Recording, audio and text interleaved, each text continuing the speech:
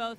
You'll see some people on the stage, you'll see some people on videos over Zoom, and we're just really excited to be able to hear from so many people in our community this morning from all over the place, because even though we're scattered across our communities and homes and here at the college, we are still one community worshiping together. And so we are absolutely thrilled that you've joined us this morning. I'm going to be talking about some ways in the announcements that you can stay connected, but as always, your digital connect card is at restoretrinity.com. You can check that out. We'd love to know how we can be praying for you. And as always, if you have questions, send me an email at janessa@restoretrinity.com. But welcome. We're so glad that you're here. Let's get ready to worship together.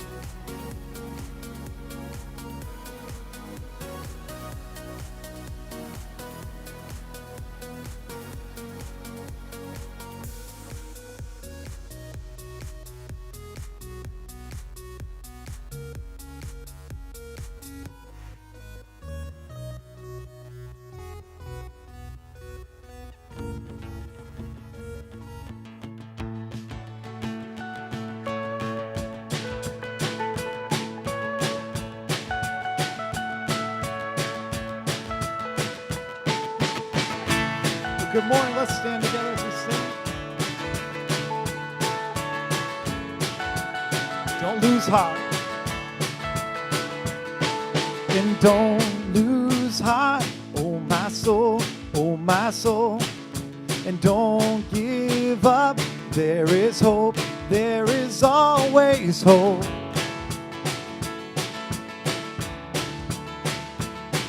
And there is peace in the storm, in the storm. No, don't forget, He is Lord of all. Sing together. And there is a King of glory, there is a God who saves, one who is strong and mighty, freedom is in His name.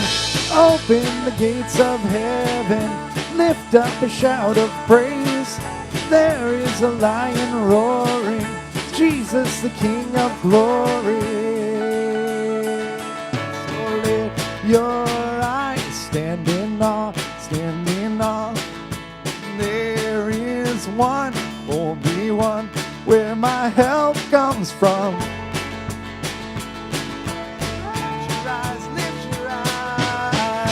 There is a King of glory, there is a God who saves, one who is strong and mighty, freedom is in His name.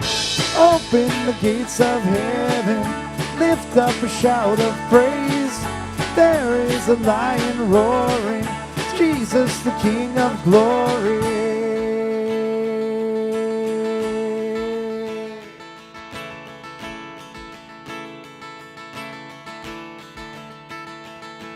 And nations bow, mountains shake at the sound of just one name.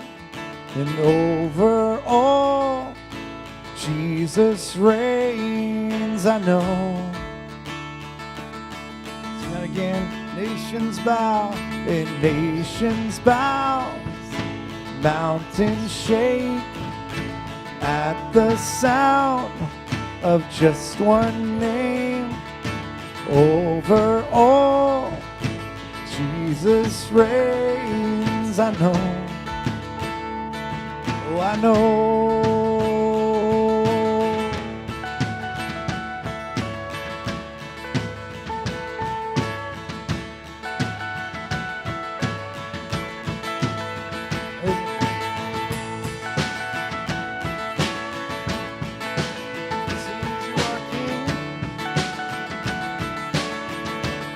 one voice we sing. There is a King of glory. There is a God who saves, one who is strong and mighty. Freedom is in his name. Open the gates of heaven, lift up a shout of praise. There is a lion roaring, Jesus the King of glory. There is a lion roaring, Jesus the King of glory.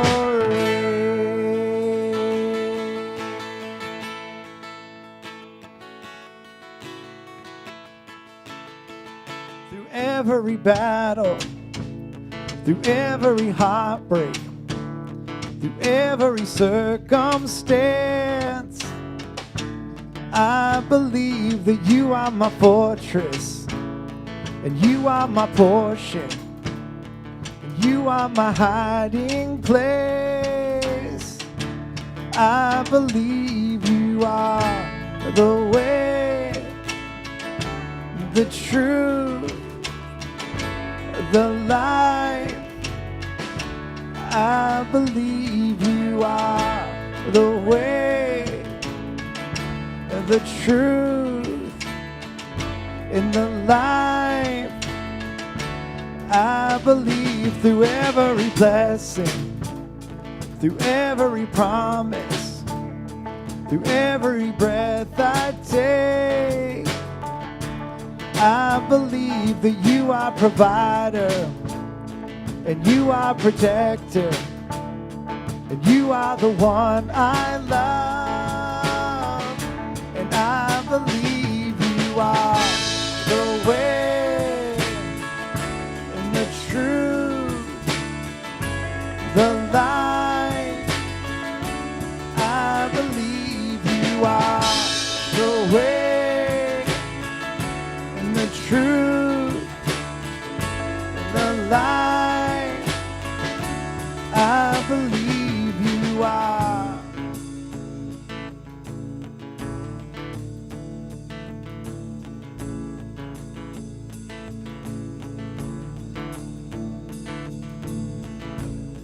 It's a new horizon, and I'm set on you.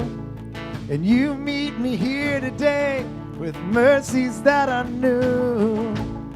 All my fear and doubts, well, they can all come to, because they can't stay long when I am here with you. It's a new horizon, and I'm set on you. And you meet me here today with mercies that are new.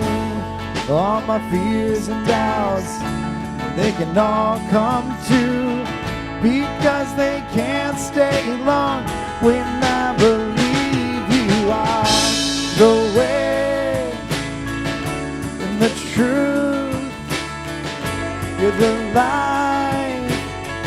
Oh, I believe you are the way, you're the truth, and the light. Oh, I believe you are. It's a new horizon, and I'm set on you. And you meet me here today with mercies that are new. All my fears and doubts, oh, they can all come to, because they can't stay long when I believe you are the way, the truth, you're the light. Oh, I believe you are. You're the way, the truth, the light, and I believe you are.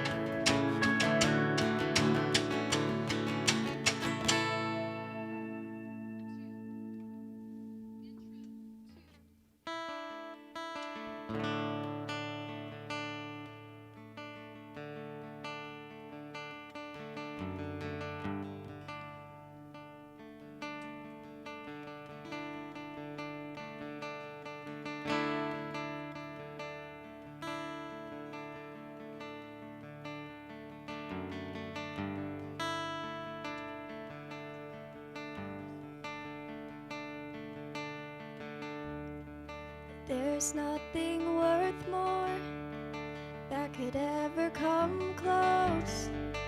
Nothing can compare. You're our living hope.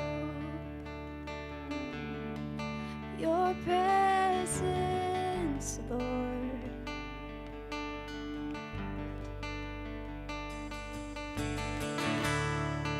I've tasted and seen of the sweetest of love, where my heart becomes free and my shame is undone.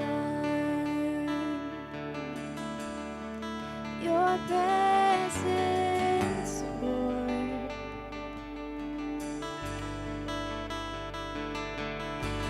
Holy Spirit, you are welcome here. Come flood this place and fill the atmosphere. Your glory, God, is what our hearts long for, to be overcome by your presence, Lord.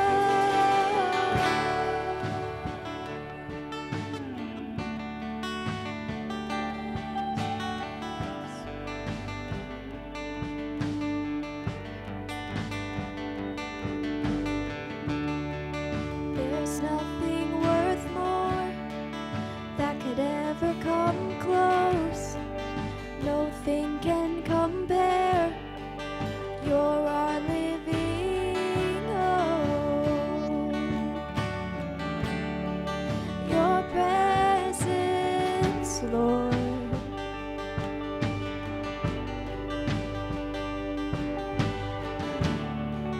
I've tasted and seen of the sweetest of love, where my heart becomes free and my shame is undone.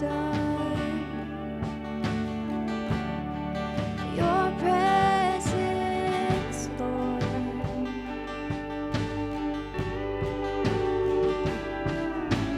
Holy Spirit, you are welcome here. Come flood this place and fill the atmosphere.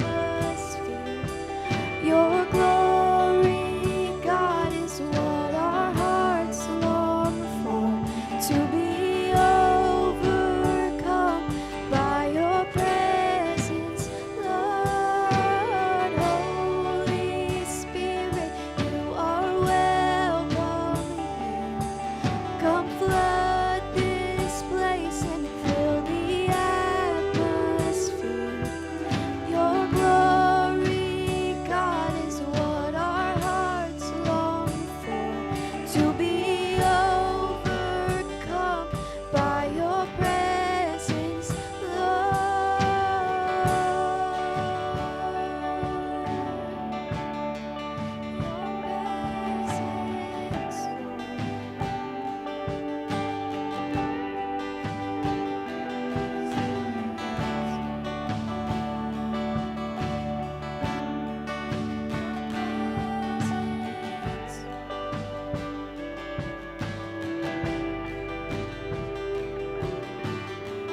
Let us become more aware of your presence.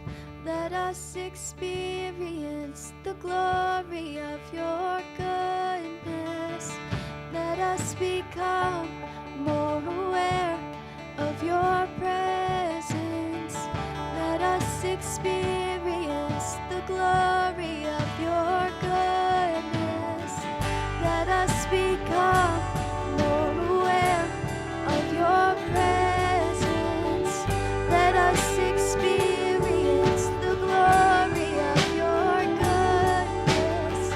Let us become more aware of your presence. Let us experience the glory of your goodness, Lord.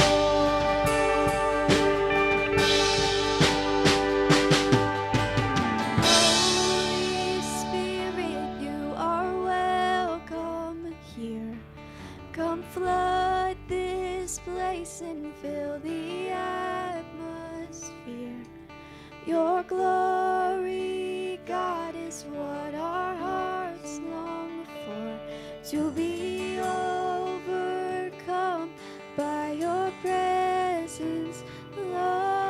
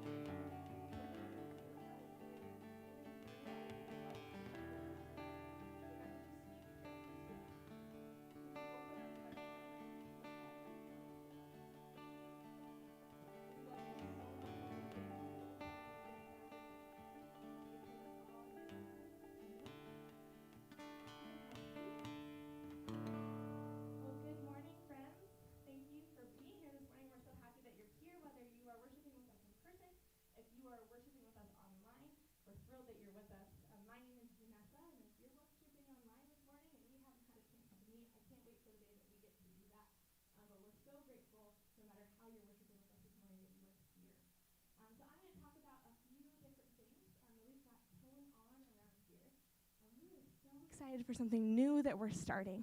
And this is going to be kicking off in February. And just a little bit of backstory to this, okay? And Kevin has shared about this a little bit. Over the course of this pandemic, right, through quarantine, through everything that has come, Kevin and I and some of our elders and just all of our staff has been on the phone with lots of people, right, checking in, saying, how are you doing? And, you know, as Kevin, we've talked about, we've sent out in emails, right, we've never really heard like, oh, everything's fine, everything's perfect. Right? I think most of us can say that this has been a challenging season. Now, challenging may be different for everyone, right? But there's been nothing necessarily easy about what we have going on right now, right? And so we've heard across the board that there has been so many challenges. And something that we know that we're going to come out of this with really needing to focus on our mental health, right? Because this is doing some damage in that arena, right? And so we need to be so focused on that. And so as we've heard from people, we have been praying and decided we're going to make this a priority with our community. And because of your generosity, right, with Giving Tuesday, we rallied together and we raised a lot of money to be able to partner with someone in our community, Gary Wood, who is a mental health counselor, a licensed mental health counselor. You heard from him a few weeks ago, where we are going to provide counseling for people in our community and beyond. And so that's kicking off in February. And so we have a registration link. Now that's going to be in the comments if you're watching online. It's also been sent out in email. We have it on our website. So you can visit restoretraining.com. You can check that out. And you can register for one of these sessions. And we are trying to make this as attainable as possible for everyone. And so we are just asking for a $15 copay. And to be honest, this is more of just and it's an accountability, right? Sometimes it's really good when we have ownership in something too, right? So we're asking for that, but that money will go directly back into the fund to provide more counseling. And so every Tuesday, we have time slots opened up where you can register for counseling with Gary Wood. And I want to be really clear that the registrations, like I see who's registered for scheduling purposes, and then they go to Gary, and it's private, right? This isn't something that is going to be broadcasted. This is something that Gary and I are going to work directly with you, and that's it. And so we would love, if that's something that could be helpful to you, we would love for you to consider that, okay? So if you have questions on how to get registered, please let me know. I'd be so happy to help you with that. Okay, so that's one thing we've got coming up. Next thing that I just want you to be aware of is next week we are going to be taking communion together, which is awesome. So if you're here in person, if you're planning on worshiping in person next week, we will have communion for you here. Now, if you are worshiping with us online, we want to make sure that you can participate fully. So we want to encourage you to make sure you have the stuff that you need, okay? And trust me, there are weeks sometimes where we do something like this where it's like, I don't have the juice, I don't have the, what, doesn't matter. Just find something, it's going to be great, okay? But you have the week, right? Maybe get some juice, some crackers, wine, whatever. Whatever you want to do is perfect. But I would encourage you, if like the week gets crazy and you're like, I don't have something, It can be anything in your pantry, right? We just want you to participate with us as we take communion together. And so that's coming next week. Just keep that on your radar. We're excited about that. And as we've been talking about community in this whole series, of course, we want to keep you connected. So as I talk about every week, we do have groups that meet weekly, both in person and on Zoom. If you have questions about that, send me an email at janessa@restoretrain.com. We are working really hard to kind of remove barriers for all of us, right? And Gary talked about this a few weeks ago, right? He encouraged us to identify the barrier that's keeping us from stepping into community. And so I hope that you've been reflecting on that. I sure have. And I would love to help you take that step, whether it's in person or an online way to engage in community. We have lots of options for you. So my email is janessa@restoretrain.com. You can fill out your digital Connect card online, or you have these fancy QR codes on the back of your seat, or we even have hard copies of the Connect card on your way out, and you can stick those in the offering box. However you choose to do it, we love connecting with you, and we're so glad that you're here. So we're going to continue with service today. We're going to hear from lots of different people. It's a really exciting Sunday. It's going to be a little different, and we're excited about that. So get ready to hear from lots of people. Before we do that, take a look at the video.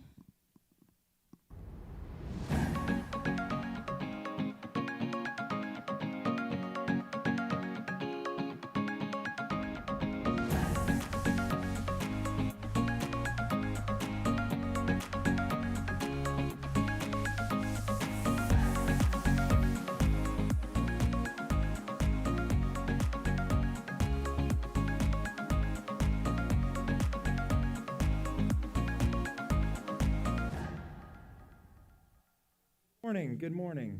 How are we doing this morning? Ooh, this is exciting. This is exciting right here. We're so glad you're here this morning as we continue this Better Together series. And we're gonna get into this like really quickly here. I'm gonna try to do this like really clunky analogy that I've been thinking about, and we're gonna see if this works. Okay? I don't know in your house if you have marbles or if you play with games with marbles. For us, we have a game that's called Jokers. It is a game that is homemade. Somebody made it for us. They gave it to us a few years ago, and it's basically, I don't want to try to get into all the rules right now, but it's basically sorry for adults is what you're dealing with. And you use marbles to get around the board. And so there's all these marbles that we have around our house. And I don't know if you ever have walked around your house when there's lots of marbles around your house and you have kids, and they just end up on the floor, and it feels like a Home Alone scene over and over again, where you feel like you're going to fall or it's going to hurt really bad on your feet. We have these marbles laying around our house. So these marbles are just a simple thing that it's round. They're something that you can keep around. You understand the texture and the consistency of a marble, right? But then in our house, we have another thing that we keep around our house, and it's grapes. My daughter loves grapes. She has tons of them. She eats them all the time. In fact, this morning, I went to go grab some as an illustration to bring to you this morning, and they were all gone because my daughter loves grapes. And I had to go to Publix early this morning. So these are grapes that you have probably in your fridge, same thing in mine, right? There's a difference between these two things. Now, if you pay attention, what we're going to see here as we talk about this Better Together thing is there's a difference between marbles and grapes. Obviously, one is edible, the other is not. We've all tried. No, hopefully you haven't. I'm just kidding about that. But we know that there are certain things that work with grapes that don't work with marbles, right? There's certain things that are different about them. But if you look at them, we know the shape, we know the consistency, we know kind of how they work. One of the biggest differences that happens if I gave you a bag of marbles or if I gave you a bunch of grapes. What is a bunch of grapes called? Is there a term for that? Bushel? No, that can't be right. An ear? A cluster? Did we hear? Cluster. A cluster of grapes, if you will. If I gave you this cluster of grapes, you're just making that up, oh, you are? You're not? Okay. That's very nice. I'm going to Google this as soon as this is over and find out who's lying in church right now. I'm just saying. Jesus is watching. And not just online. And so this whole thing right here, we've got these two ideas. What happens, and let me just talk to you about the difference that I see here. Is one of the differences, obviously, yes, is consistency. Yes, one is edible, one is not. One is organic, one is living, and the other is not, which I will say is a big difference. But if you look at the structure of how they are contained, you look at the structure of what holds them together, it is very, very different. If you notice in this bag of marbles, It's a bunch of individuals that are being simply contained together. There's nothing interconnecting them. There's nothing intertwining them. There's nothing interdependent about them. If I let these marbles out of this bag, they would just go everywhere. They would never return to the bag on their own, right? They would just simply go all over the place. It doesn't matter what one marble does to the other marble. The other marble doesn't care. It doesn't matter to the other marbles how each marble is feeling or doing or acting, what is going on with it. It does not matter. The grapes, if you notice, they are interconnected, right? They are not contained by a container. They are simply kept together because they are connected. They are connected from the inside. They are connected internally from one to the next. And the grapes, obviously, it matters how they feel about one another. They are touching one another, but they also, if you see one grape go bad, you know that something is happening in the entire cluster, right? Right? You see that happening. You can feel that, right? There is something interconnected about the grapes. Notice even how I have to hold them. Simply the marbles are contained by a container where the grapes are held together by something inside of them. They don't need a container to be connected. The church right now, I don't know if you've noticed or not, we're going through a moment where this is happening. The church, as individuals, as a collection of individuals, we are going through this exact same thing happening in our churches all around the world. And I'm not saying that's all bad. I'm not saying it's good or bad. I'm just saying it as a fact. The reality is we used to be contained in containers. We would come to one building, one location, one place every single week. And what happens then is when the container no longer can work, so for instance, you're not allowed to go to the container, you have to wear a mask to go in the container, whatever it might be for you to go to the container, suddenly that container is gone, and what happens? Do we scatter like marbles, or are we held together? Are we connected by something internally? The church has to ask itself if we're a bag of marbles or if we're a cluster or a bunch of grapes. What are we? And my hope is that as we talk about what we're going to talk about today, we're going to see ourselves more as grapes than as marbles, because I think for a long time the church has been living as just a bag of marbles. My hope is that we're intertwined by something greater than that. We're holding together by something more important than that. And I want to talk about the characteristics of that today. Real quick, if you have a Bible or a phone or whatever, this will not take long. This will be more of a devotional than it will be probably a sermon here. We're going to run into Hebrews chapter 10. Hebrews chapter 10, you're going to see a verse in here that if you've been around the church for a while, you've probably seen it a million times. Hebrews chapter 10, we're going to walk through just a few verses starting in verse 19. Verse 19, it starts off this way. It says, "Therefore, brothers and sisters, since we have confidence to enter the most holy place by the blood of Jesus." He's talking about the Old Testament temple here.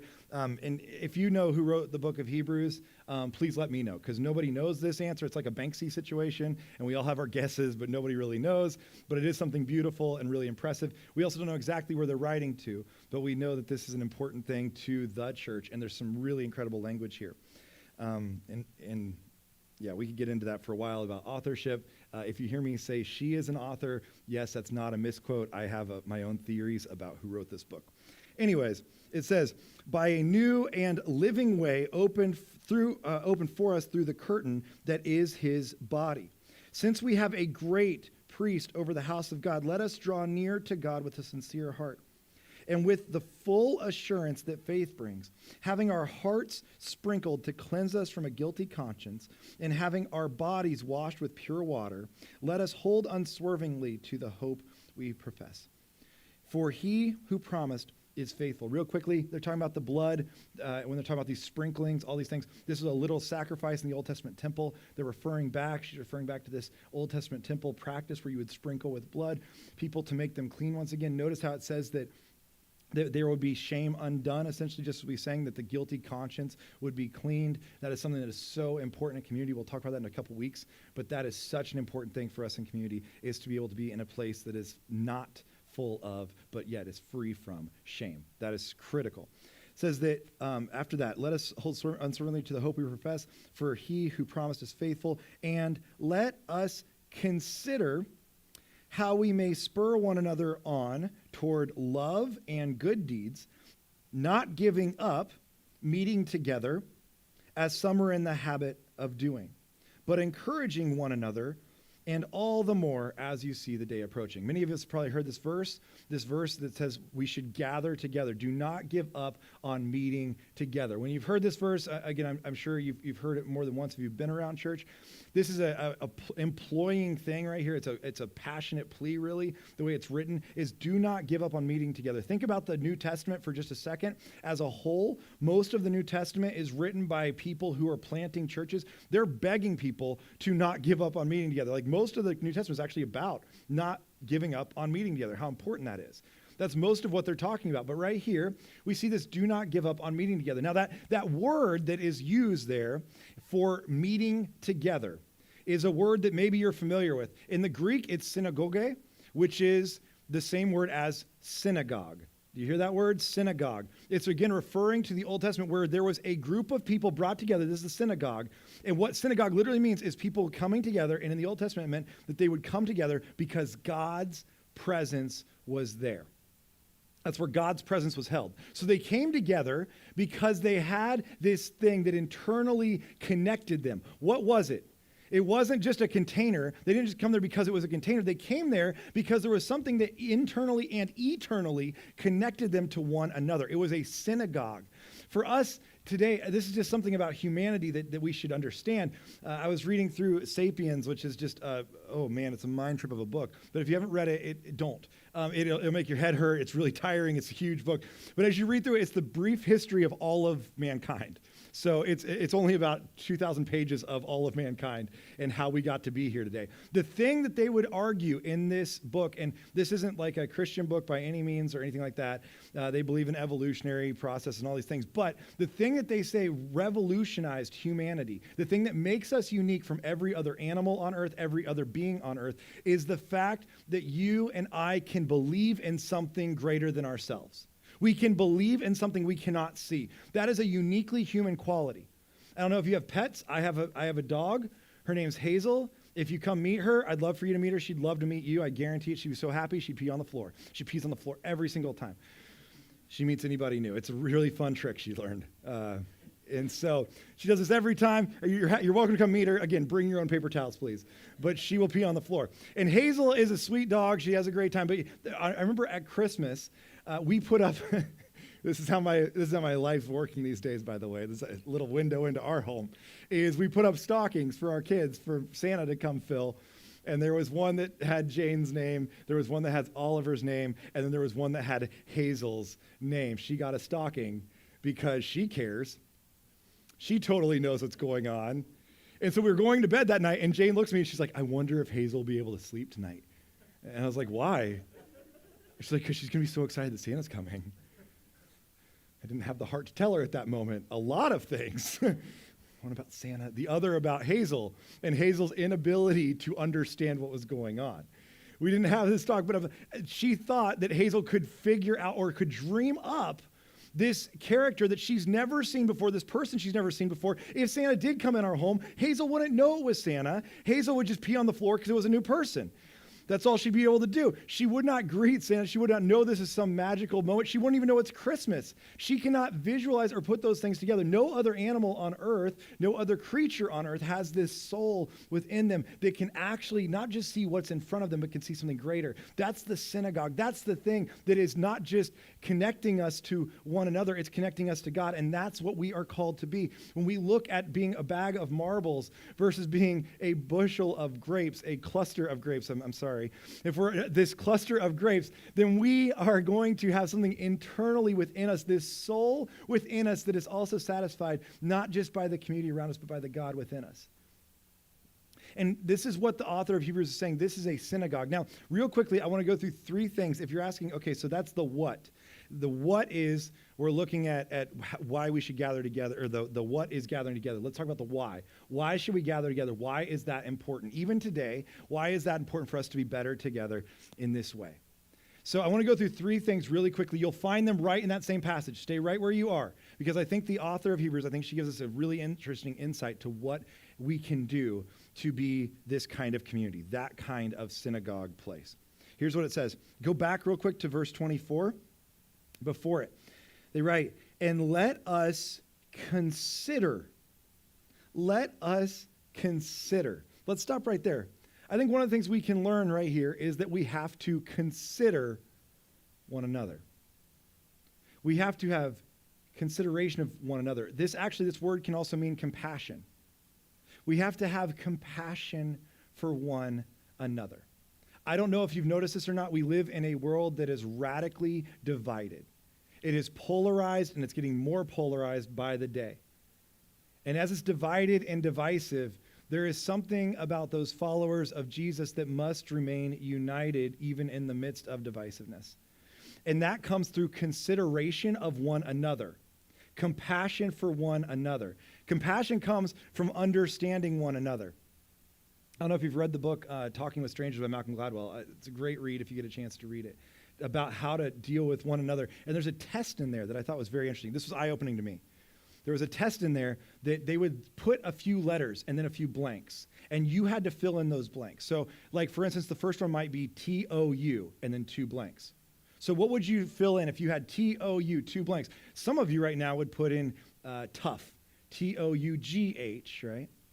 Some of you would put in touch, T-O-U-C-H, right? So we might have different things there. Then the next word might be like B-O ...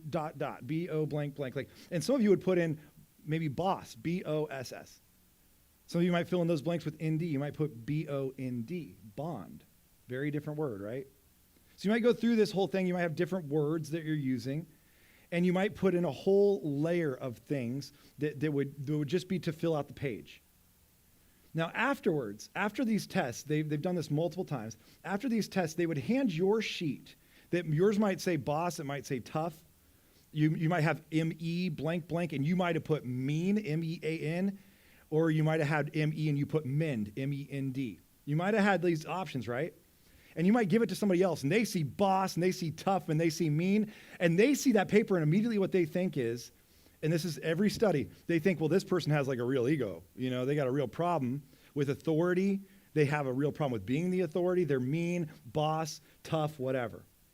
The other side might have gotten like mend and, touch and bond, which is really nice. And they're like, oh, this person's very sweet. What a sweet person. They like to be touching and be bonding with people. That's pre-COVID. And so they were like that kind of person, right? And you see that page, and immediately when you read that page, you start to assume things about other people. But if we went to that other person and we asked them, hey, when you wrote tough and you wrote boss and you wrote mean, did you mean, was there something inside of you going on today? The answer would almost unequivocally be, no, there's nothing going on. Why? That's not me at all. And in fact, you could do the personality study of that same person, never find any of those things to be true. Here's what we assume, but then if you ask me about it, I would say it has nothing to do with me. I have nothing to do with that.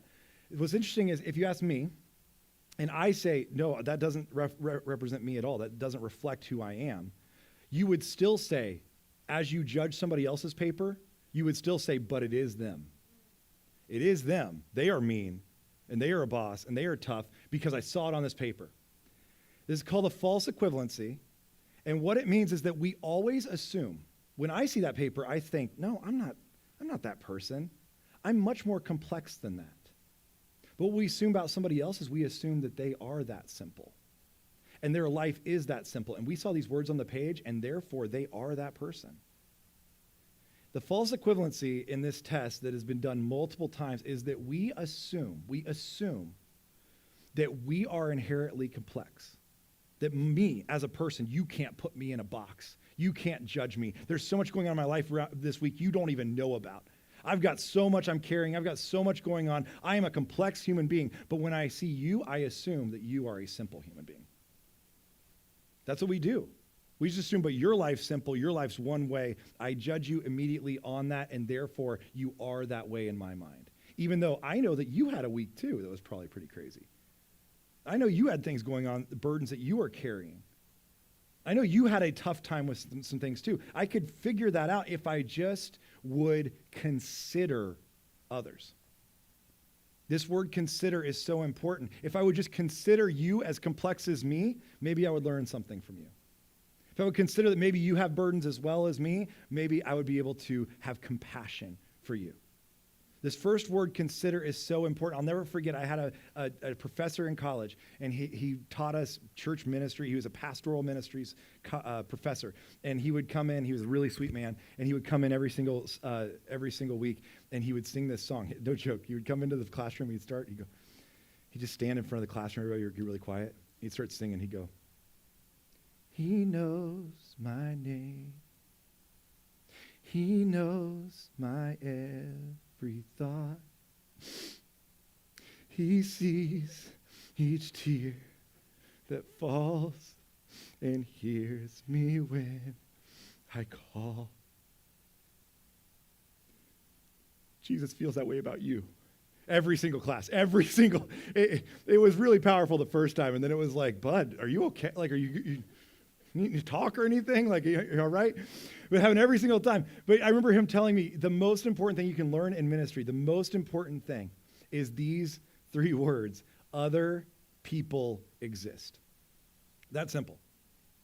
Just taking time to consider other people. It's that simple. We have to consider one another. Notice the next thing it says, how we may spur one another on toward love and good deeds. We may spur one another on. This word, by the way, spur, is a word in the Greek that is used mostly for farmers, like a prod, like a cattle prod. I remember my grandfather, he was a farmer. He gave me a cattle prod one day, and I tried it out, not on a cow, on my cousin. It was not good. We haven't spoken much since.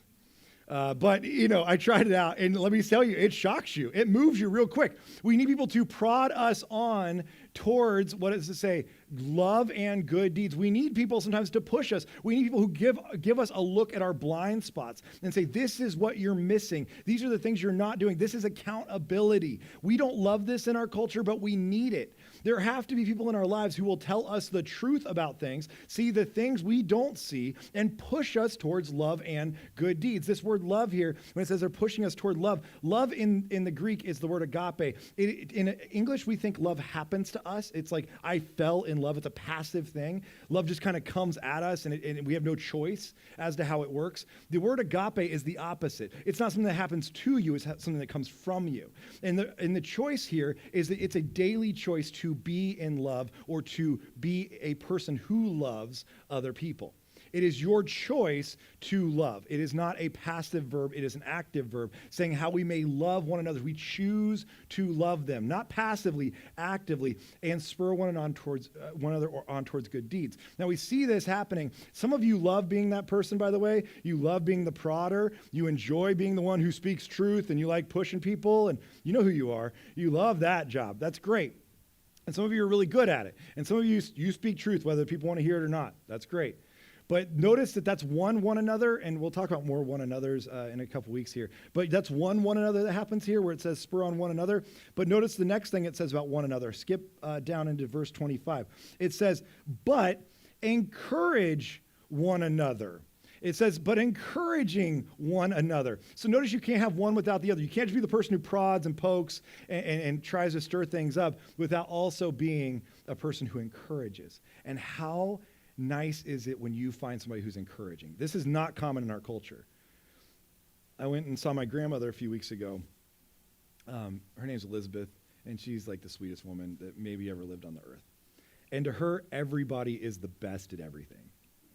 Except for her, like she always, when she like makes any dinner at all, she's like, "I'm so sorry. It's probably really salty. Probably it's probably not good.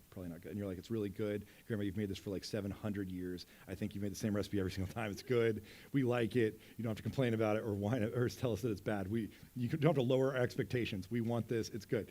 But she is always a fan of everybody else. And I remember seeing her and just hearing her talk, where she'd be like, "You guys are just great." And she'd look at my kids and be like, "And you're the best." She doesn't know what they do. She doesn't know their life. And she's like, "But you're the best. You're just the best." Doesn't that feel good when you have people around you like that? It is hard to find those people, but you need people who will encourage you, encouraging one another. This is something we have a very hard time with. And it's very hard to find these people, but when you find them, you hold on to them. Notice it says encouraging one another. These three things, if we were to implement these things, this creates the kind of community that is a biblical, authentic community. One that is not just formed because it has a container, but one that is formed because it is connected to one another.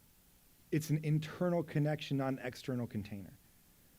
And for us, we have to look for this and we have to find this even in this season. Even while it's hard, even while this is going to be difficult, we have to find this because this is why we're better together.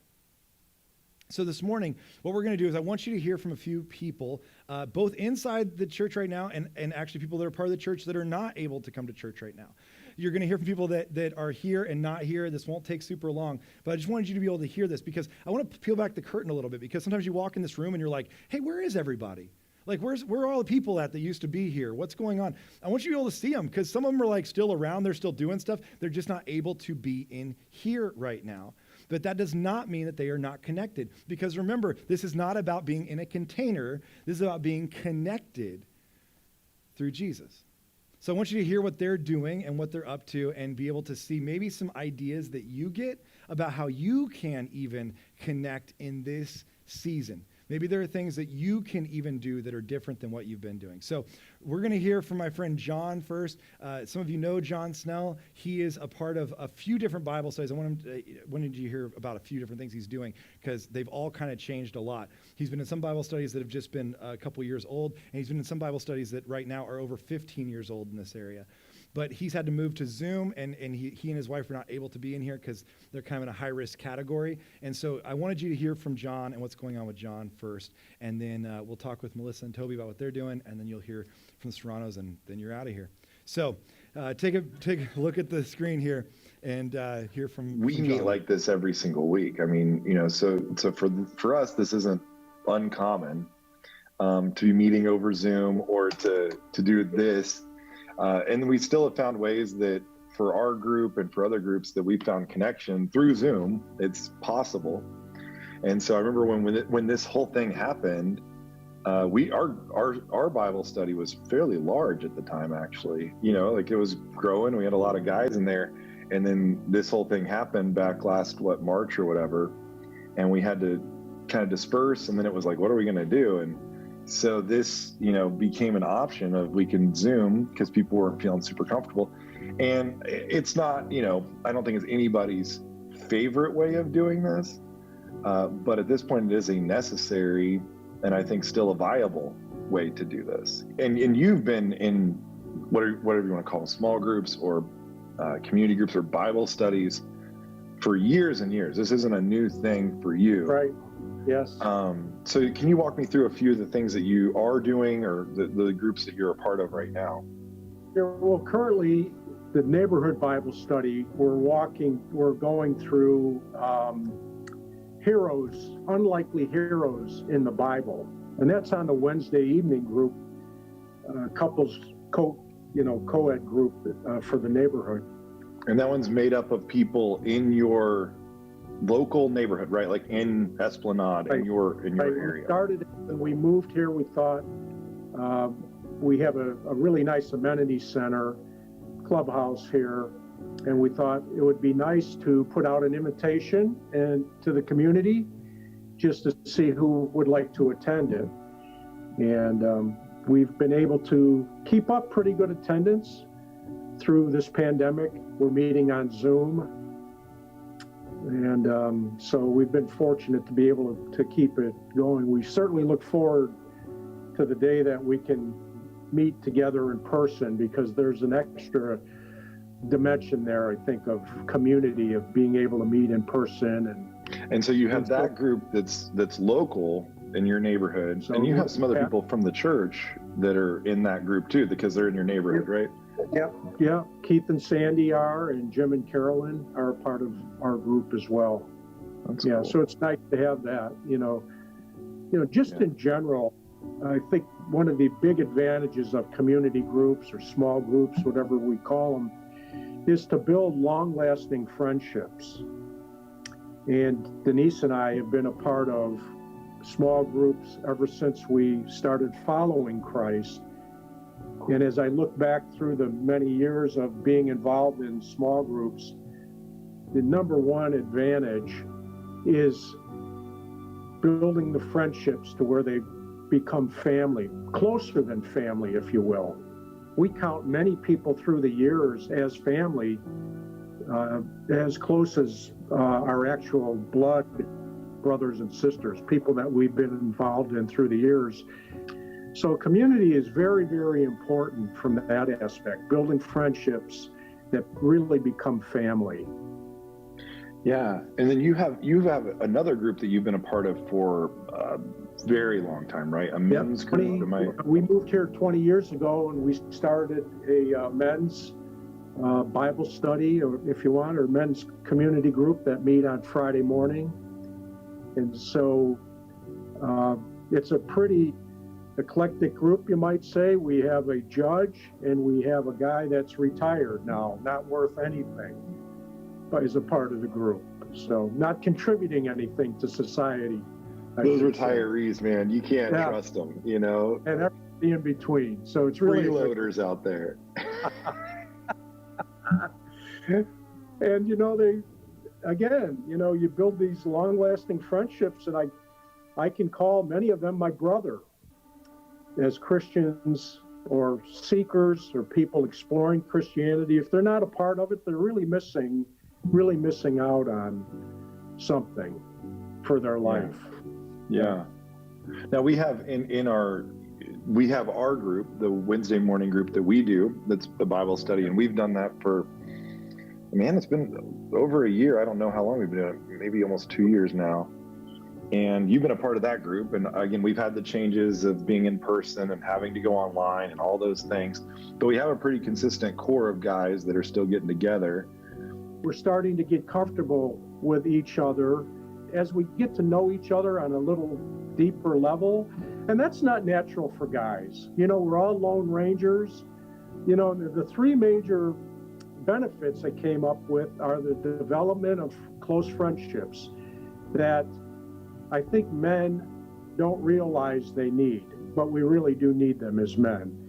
And I think every one of them would say that they're reluctant to join because they don't know what to expect. They don't want to be put on the spot. They don't know the benefits of joining the group. So they all start slowly at their own pace.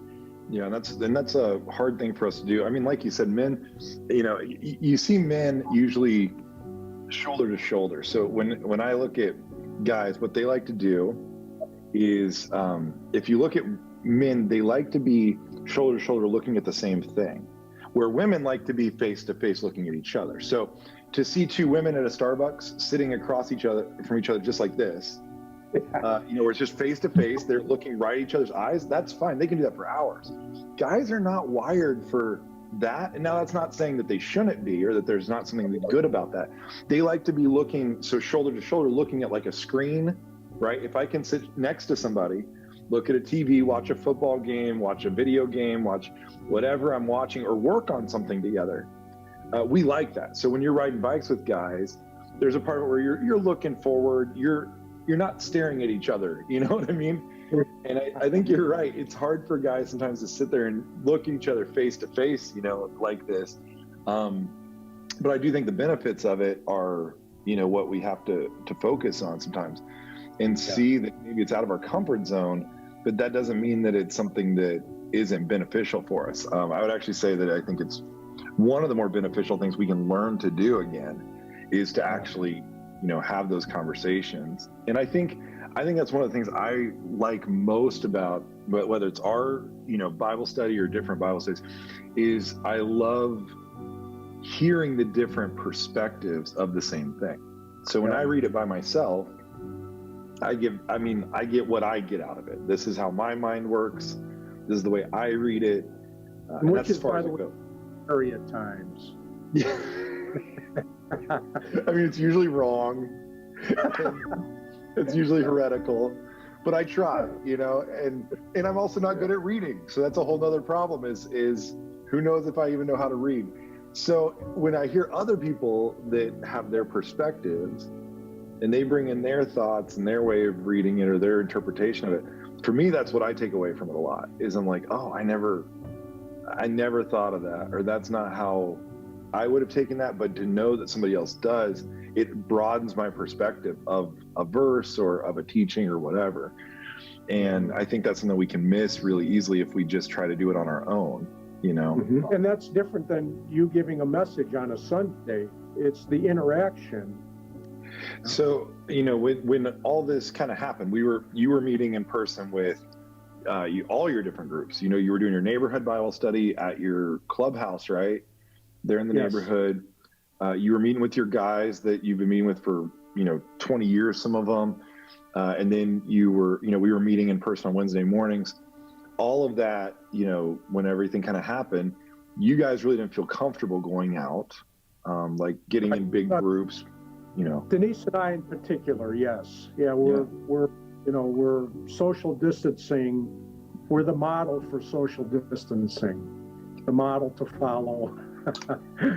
I think, I think it's okay that you guys were uncomfortable with some of those things, right? But the thing is that I think is important is what I recognized in it, at least, is that you guys may have felt uncomfortable going to a group or into an indoor setting or into all those things, but you guys never really gave up on your communities, right? Right. I mean, it was just a transfer of where you met, basically. And I think the reason is because both Denise and I realize how important that interaction is, how important community is. I think of the scripture, never stop meeting together. And correct me if I'm wrong, but the early church was made up of small groups, community groups. Mm-hmm. There's a real need there to interact and to share in God's word. And even in this season, when you look at how difficult, because I know for you guys, you've had your share of challenges of, you've lost family members during this season. Mm-hmm. You've had struggles with other family members. You've had things going on just in your personal lives. You've had a quarantine. You've had travel restrictions. You have family that lives in other places. You have a lot going on. But when you look at all the things, the mental, the emotional, the spiritual toll that this season's taken on you, have groups like this played a part in at least kind of keeping you sane or keeping you grounded or keeping you moving, or what would you say about that? Yeah. What does Gary Wood charge per hour as a psychologist? The community groups will save you that money. I'm just kidding. Through this pandemic, these community groups or small groups are really the only interaction that we've had to keep us sane, if you will. Yeah, no, I understand that. I feel the same way about, well, thanks for, taking time and just spending a few minutes to talk about this. Again, I admire just kind of the way you've had the stick-to-itiveness with this whole thing. I mean, not just recently, but the whole time, how long you've been investing in these things. And I think you would agree, you've seen rewards come out of that in the investment. Of course. Yeah, and one last thing, not to get all holy and religious, but the last thing that Jesus said to us before he went to the cross was to go and make disciples. Yes? Yeah. And this is the way we do it. It's in the setting, as the early church did. Yeah. And so there are so many benefits, and I would just say to somebody who is on the fence or not maybe interested in a small group, to just give it a try and participate at whatever level you feel comfortable, and give it give it a chance. And the rewards are eternal, if you will, to get all holy on again. I love when I do that. Hey, somebody's got to be all spiritual around here, That's right. Yes. Yeah. Well, great. Well, thank you, John. For the opportunity to let me talk about myself. It doesn't take much coaxing to get you to do that. No, it doesn't at all. Oh. Awesome. Well, thank you so much, and have a great day. We'll see you real soon. All right. Thanks, Kev. See ya. Okay. Quick medical disclaimer, because I think we have to do this legally. Go see Gary Wood if you need mental health counseling. The groups will not necessarily deal with all those things. I just want to be really clear about that before we introduce a miracle drug and you're like, that didn't work, and now I still, go see Gary. That's a great thing. But as John said, there's so many things that are still interesting and still good. John and Denise, they haven't been able to come into almost anything. They've been doing other things to be able to be a part of the community, and I love being able to see them online. So we have some groups that have been meeting online. Again, that's just something that works for this time. We're grateful for what that can be. I want to have Toby and Melissa share a little bit because they started in this season a group that is not online. They actually started a season, in this moment, they started a group that is actually in their home with humans, and like you go inside and you like are near people, and it's crazy. And so they're living that crazy the La Vida Loca, if you will. It's a crazy life. That's what they're doing, because Toby's a big Ricky Martin fan. And so, you went to his concert? We did. I got a lot of questions about this. We don't have time. I'm sorry, but I really would love to change this entire interview into something very different about how you ended up at a Ricky Martin concert. But for now, so walk me through just quickly. So that you guys started a group in this season. Where did that come from? Why now? Why did you start this group? Well, we've always been part of a small group. Before we moved to Pasco County, at our previous church, we were part of a small group for 12 years. And in the beginning, it was the same, was it 4 couples, 5 couples? Yeah. But in the end, it turned into like 30 couples throughout those years. And it was like the best gift, I think, that we've ever received in our lives. Just the friendships that we've, what's the word I'm looking for? Develop. I'm not good on stage. Developed, and just the community feel. What else? Yeah, I mean, I think overall the relationship building, right? I think as John talked about, it's a gift that God has given us to inherit friendships that will be friendships for a lifetime through those small community groups that we were a part of. So when we moved from Pinellas County to Pasco County, and then the pandemic hit after about a year of searching for a church and a community, we thought the time was here and it was upon us to offer, a community group in our home. And for those that were willing to take that chance, like you said, Kev, and come sit around other people. Very odd, but yeah, come sit around other people. And have good snacks. And we do physically distance. So just so you know, they we do can keep physical physically distancing, yeah, yeah. we can physical distance in this home. We couldn't in our old home because it was really, really small. So we would have been on top of each other if we were together. But we can physically distant, and we do offer great snacks. So. Yeah, and we do want to clear this up. So if you were here last week, Gary had a lot of questions about Toby and Melissa's snacks. There was a lot going on in that. You can go back and watch that message. He had a lot of questions about it.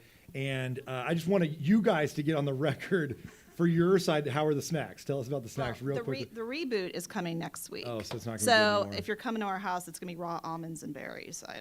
Sorry, guys. Sorry. If you come to our house, you get grapes and marbles. And clusters. We'll actually have clusters of grapes, I think. Oh, okay. But they will be clusters of grapes in Clusters your of home. grapes. They will be clusters. Yeah, so what have you guys seen? In the short season, you guys have been doing this for a few months now. What have you seen in that group, and what has that kind of done for you guys and for the people in that group? Well, at first we were kind of nervous. We didn't think anybody would come. And we were unsure of how to get it started. But it's kind of flowed organically well. And I think that we're developing a great, relationship with Megan and you guys and Kelly and Gary and I mean, we don't know like what's going to happen next, but for right now, I just think the conversations and the prayers and just that community feel has been just something that we've been looking forward to each time we've met. Yeah. You guys, the plan is to continue, Yeah. right? Absolutely. The plan is to continue that group, and other people can join. Can you tell them like when that is, all that kind of stuff real quick? So right now we're actually doing a study. We're going through a study about marriage in the light of eternity. We're going through You and Me Forever. It's a Francis Chan study. And, it's just looking at marriage from a different lens. Not about, what you can do, but what we can do together in light of the eternity that we're going to live with Christ. So But what's next? We're not sure. We're going to be praying through that and thinking about that and working with, the group that's there now. And we do meet on Friday night, or Thursday night. Sorry, we kind of shifted that around. But we meet every other Thursday night, and we're super flexible. So yeah, one of the things I love about the marriage study you guys are doing is, like, Megan, other people have been there that are not. They're not married. Yeah. Like, people who are like, hey, I want to think about this before I go into marriage. Yep. Or while I'm, which is if you're a person, I mean, that's brilliant. Let me just say it that way. That's a smart move. And so that's actually been really cool about the group is not just, is it just married couples? Yeah. It's even people thinking about that or what they want that to look like someday when they are. So anyways, yeah, so if they want to get involved, we'll have them just talk to you guys.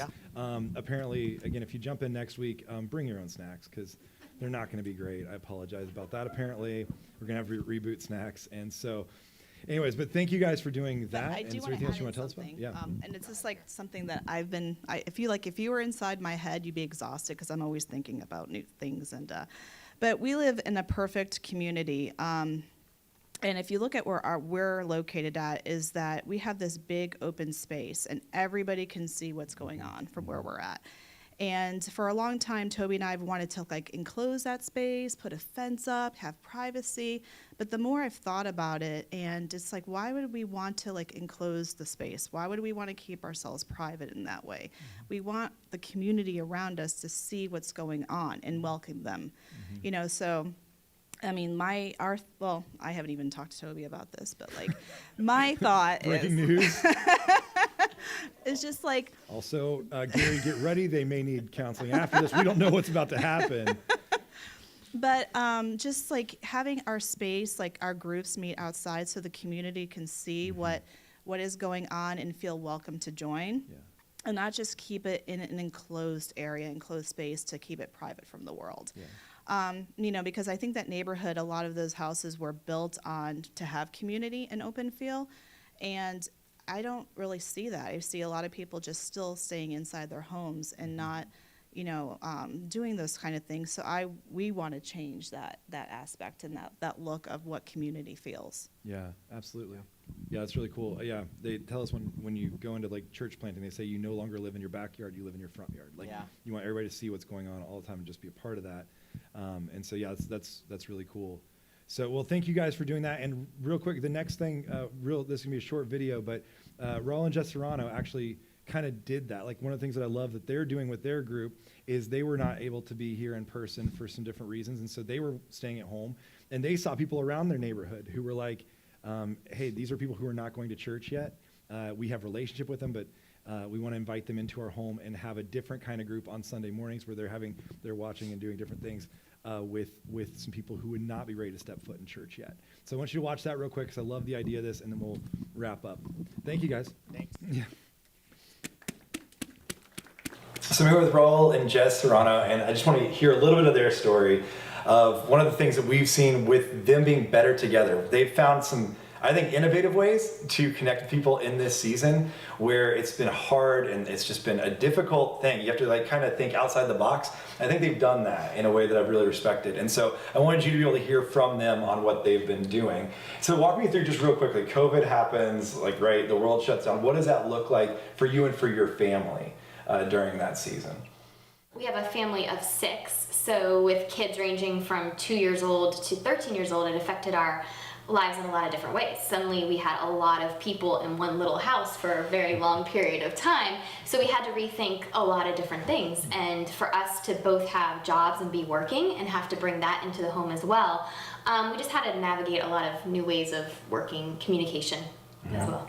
Yeah, when it came to church, obviously, it came a time where all churches shut down, nobody was going.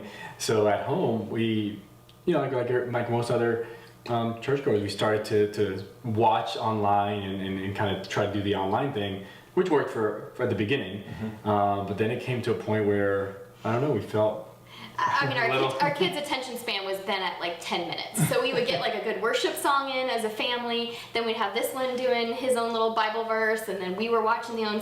So it became very disjointed. And then they said needed snacks. And then everyone needed to eat 5 million times during How the do you sermon. need to eat already? Like, we just had breakfast. Yeah. Well, and as long-winded as that guy is, you know what I mean? He goes way too long. So there's that too. But so I get a call from you all. You're like, hey, we have this idea. And so you call me, you're like, here's something I was thinking about, and what do you think? And you're kind of bouncing off me. But walk me through kind of the process of that a little bit and what you guys saw here in your local community that you thought might be an avenue that you could connect with people. Yeah, so obviously, I don't know, most people know, I'm a chiropractor. We see you know, a lot of volume of patients at times. And, you know, the conversations come up at the office with a lot of different patients. Hey, do you go to church? Where do you go? You know, spiritual, whatever you're at, where they're at. And, you know, many times I felt led to invite them to church. And I would invite many of the patients to church, and you'd get the typical answers. Yeah, you know what, that's a good idea. I should go, or I'll go. And then, but you never rarely do you see it to follow through. So that happened, and then, you know, Jess and I were having conversations surrounding that, and then COVID happens, and it's something that we just kept on chatting about. And anytime we talk, you know, about church and our relationships and other people, God would just bring that back up. Hey, you invited these people to church, and then the thought came, like, we know that if we invited them maybe to our house, maybe that was an easier step, and I think that maybe a handful of these people would actually go. And so that's where it started. And that's why I called you and said, hey, I'm thinking of inviting these people. Hey, you said yeah. You spurred me on. You kind of said you know, give me a green light, and that I should move forward with that if that's where God's calling me. So, yeah, well, I mean, that's one of the things you guys naturally have a bent towards. Like, I wish I had the evangelism gift that you have. Like, it's a true gift. I mean, it really is. It's something that I don't have. I don't have that in me the way you do. And so I think you saw people that, yeah, there's kind of that in between, right? They were like, they're not opposed to church, but they're not going to show up in it yet. You know, so you could invite as much as you want, but they're not going to be in the doors.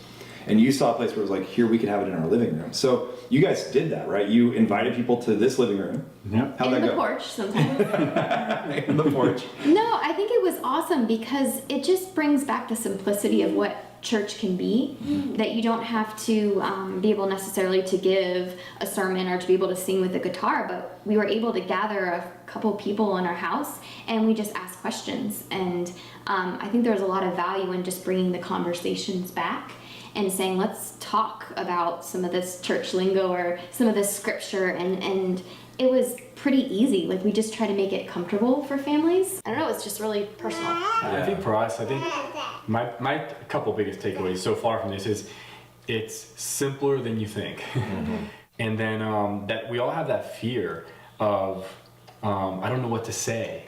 Maybe I'm not qualified to teach this. And then it's like when you open the Bible and start reading scripture, it's like it's there. And I don't know, something, this guy just opens, it happens, it just happens. Yeah. Our hope is, like, you know, someday we, you know, hopefully we do see those people that have been coming here, you know, that they join with, you know, a bigger church or a bigger group of people. But I love what you guys are doing and that you're still intentional. Well, I think we could find a way right now to make an excuse of like, oh, we're not allowed to be around people, or we're supposed to, whatever it is.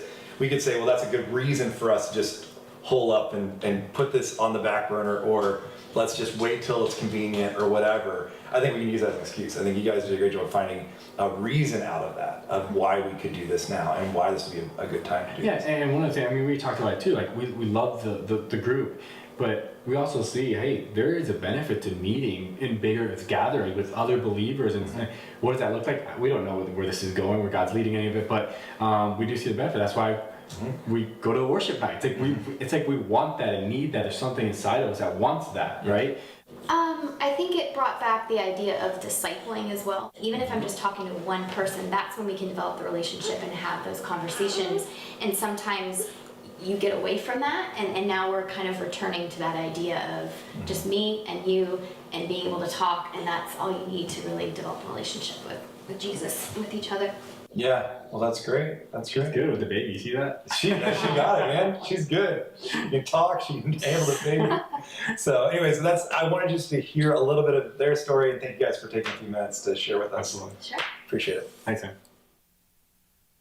So this morning, as we think about being a church that is internally connected, not externally contained, maybe there's a part of you that first of all feels like, well, nobody's like done that for me. They haven't been attentive to what I'm thinking, or they haven't been paying attention to me. Maybe you're on that side where you're like, or people haven't been prodding me along, or people haven't been there to encourage me, and you're looking around and you think, well, that hasn't happened for me. The question about what we have to see in Hebrews is not that they're writing that for us to see that as consumers. They're writing for us to see that as contributors. Maybe the question isn't nobody's doing that for me. Maybe the thing you need to think about is how can I do that for somebody else? How can I be attentive to somebody else's needs? How can I be the kind of person who is prodding other people along? How can I be the kind of person who's encouraging them? How can I make sure that we are internally connected even while we have to be separated during this time? So I know this morning was a little bit longer than normal. I'm going to go apologize to our kids volunteers. But if you would, let's stand together. And I want to pray for you as we go into this week. Also, don't forget, next week we're going to have, it'll be a little bit more normal in here, but I do want you to make sure, whether you're at home, online, or you're here in person, we will have communion. And so here we'll have stuff for you. If you're online, make sure you get some stuff together. It's going to be a really important moment as we, as one church in many locations, take communion together. I just want to tell you, it's going to be a really awesome moment, so don't miss that next week. And I want to pray for you now. As we close, let's pray. Jesus, we thank you for the community we get to be a part of. And the truth is, we're included in this community because you were excluded. That we get to be a part of this because you sacrificed yourself for us. And now may we be people who sacrifice ourselves, maybe our own time, our own energy, our own effort. We sacrifice those things to make sure others are included as well. May we find ways to make sure that we are constantly staying internally connected, even while we have to be externally maybe apart. We pray that you would help us to find community and to seek it out, even to give up the things that maybe we want to hold on to be able to pursue that, to sacrifice certain things so we get something better. And we believe that we are better together. And we may have to sacrifice some of our isolation. We have to sacrifice some of our own security moments, our own comfort circles. We may have to sacrifice those things to be in something better, and that's just being better together. We thank you for each part of this body and what you're doing in and through us, even while we're apart. And we pray and we look forward to the day where we do get to come back together. We pray that you would not let us miss these moments to connect with one another, to stay connected to one another, and to connect with you. I pray all these things in your name. Amen. Amen. We love you guys. If you'd like to know more about getting involved in a group, talk to Janessa right now. She's going to be like hovering and waiting. So have a chat with her, and we'll see you back here next week.